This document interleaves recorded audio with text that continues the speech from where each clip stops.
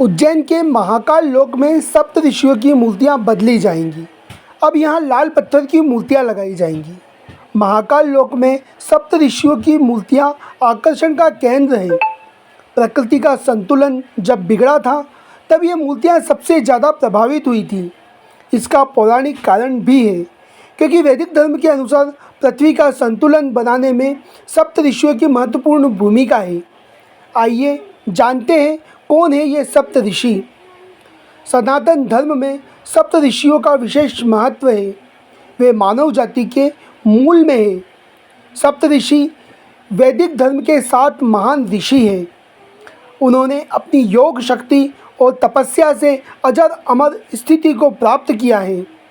7 पवित्र संतों को मानव जाति का मार्गदर्शन करने के लिए ब्रह्मा ने 4 महान युगों में उपस्थित रहने के लिए उन्हें नियुक्त किया है। पृथ्वी पर संतुलन बनाए रखने के लिए वे भगवान शिव के मार्गदर्शन में कार्य करते हैं।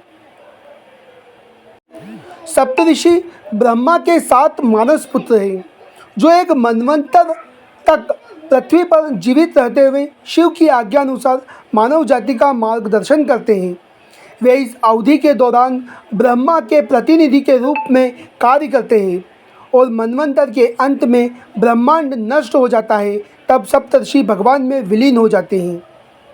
मनुष्य जब भी अपने वैदिक इतिहास की ओर रुख करता है तो वह पाता है कि हमारे धार्मिक ग्रंथों ज्ञान, अस्त्र शस्त्र, खगोल विज्ञान, ज्योतिष, वास्तु, योग विज्ञान और भाषा से लेकर व्यवहार तक में ऋषि मुनियों का योगदान रहा है। इसी कारण से प्राचीन काल में ही ऋषि मुनियों को राजाओं से भी ऊपर की पदवी दी गई। हिंदू धर्म में ईश्वर द्वारा दिए गए निर्देशानुसार सप्त ऋषि पृथ्वी पर अच्छे और बुरे का संतुलन बनाकर सृष्टि के संचालन में अपनी महत्वपूर्ण भूमिका निभाते हैं। वेदों में सप्त ऋषियों को वैदिक धर्म का संरक्षक भी कहा गया है। हम बात करते हैं सबसे पहले ऋषि भारद्वाज की, जिन्होंने संसार को विमान निर्माण का ज्ञान कराया। भगवान राम भी उनका परामर्श मानते थे। महर्षि भारद्वाज को भारतीय विमान शास्त्र का जनक भी कहा जाता है। उन्होंने यंत्र सर्वस्व नामक ग्रंथ लिखा था, जिसमें एक भाग विमान शास्त्र का है। इसमें सभी प्रकार के विमान बनाने और उसके यंत्र बनाने के साथ उसके चलाने की विधि भी दी गई है। यह ग्रंथ 8 अध्याय में विभाजित है तथा उसमें 100 अधिकरण तथा 500 सूत्र है। उसमें विमान का विषय ही प्रधान है। सप्त ऋषियों में देवगुरु बृहस्पति के पुत्र ब्रह्म ऋषि भारद्वाज का नाम सबसे पहले और आदरपूर्वक लिया जाता है। भारद्वाज प्राचीन भारतीय ऋषि थे।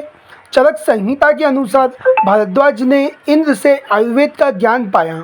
वे ब्रह्मा, बृहस्पति एवं इंद्र के बाद चौथे व्याकरण प्रवक्ता थे। महर्षि भृगु ने उन्हें धर्मशास्त्र का उपदेश दिया। तमसान तट पर क्रौंच वध के समय भारद्वाज महर्षि वाल्मीकि के साथ थे। वाल्मीकि रामायण के अनुसार भारद्वाज महर्षि वाल्मीकि के शिष्य थे। भगवान राम को चित्रकूट में उन्होंने ही वास कराया था।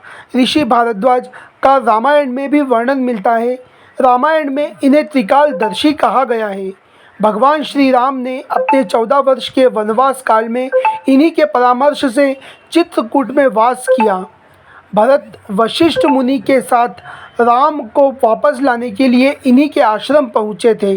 तब राम के वापस लौटने से इनकार करने के बाद ऋषि भारद्वाज ने ही भरत को राम को वनवास के लिए कैकेयी पर आक्षेप नहीं लगाने का परामर्श दिया और बताया था कि राम का वनवास वनवासियों, ऋषियों और देवताओं के कल्याण के लिए विधि द्वारा पूर्व से नियत है। जब भगवान राम ने इनकी पर्णशाला में प्रवेश किया तो उन्होंने राम, लक्ष्मण और सीता को बहुत सम्मानपूर्वक आदर सत्कार कर उपहार भेंट किए। लंका विजय के बाद लौटते समय भी श्री राम इनके आश्रम पहुँचे। यहीं से हनुमान भगवान राम ने अपने आगमन की सूचना देने के लिए हनुमान जी को अयोध्या भेजा था। देवगुरु बृहस्पति ऋषि भारद्वाज के पिता एवं माता का नाम ममता है।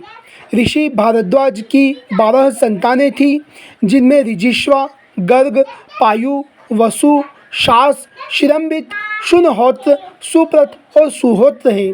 उनकी 2 पुत्रियां थीं, रात्रि और कशिपा। एक पुत्री कशिपा से ऋषि याज्ञवल्क्य का विवाह हुआ। भारतीय ऋषि परंपरा में हर भारतीय ऋषियों के वंशज हैं। इसीलिए वर्तमान दौर तक हर वर्ग और समाज के लोगों की गोत्र ऋषियों के नाम पर होती है। भारतीय समाज में कई लोगों की भारद्वाज सरनेम या गोत्र है। ब्रह्म ऋषि भारद्वाज के अलावा महर्षि कश्यप, महर्षि अत्रि, वशिष्ठ, विश्वामित्र, गौतम और महर्षि जमदग्नि सप्त ऋषि हैं। अगले वीडियो में हम अन्य ऋषियों को जानेंगे। सनातन धर्म से जुड़े, केवल जुड़े नहीं, गहराइयों तक जाइए, आपको भारतीय होने पर गर्व होगा। महाकाल लोक से जुड़ी ऐसी ही खबरों के लिए कृपया हमारे चैनल को सब्सक्राइब करें और कमेंट बॉक्स में जाकर ये ज़रूर बताएं कि ये जानकारी आपको कैसी लगी।